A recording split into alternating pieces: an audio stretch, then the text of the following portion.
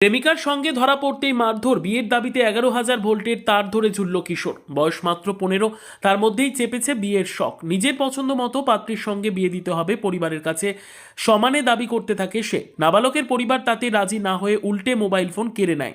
সেই অভিমানে গ্রামের 11,000 ভোল্টের বিদ্যুতের তার ধরে 40 মিনিট ঝুলে থাকলো কিশোর। উত্তরপ্রদেশের প্রতাপগড়ের ঘটনা। সেই ঘটনারই একটি ভিডিও ছড়িয়ে পড়েছে সমাজ মাধ্যমে। যদিও এই ভিডিওটির সত্যতা যাচাই করেনি ক্রাইম প্রেস 24।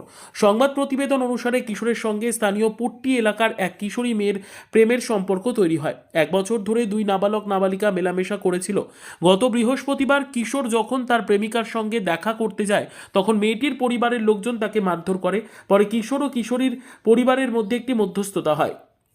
কিশোরের পরিবার ফোনটি কেড়ে নেয় ও তাকে এলাকা ছাড়ার নির্দেশ দেয়।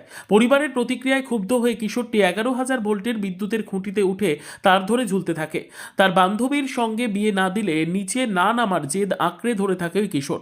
দৃশ্যটি দেখে কিশোরের পরিবার এবং গ্রামবাসীদের মধ্যে আতঙ্ক ছড়িয়ে পড়ে।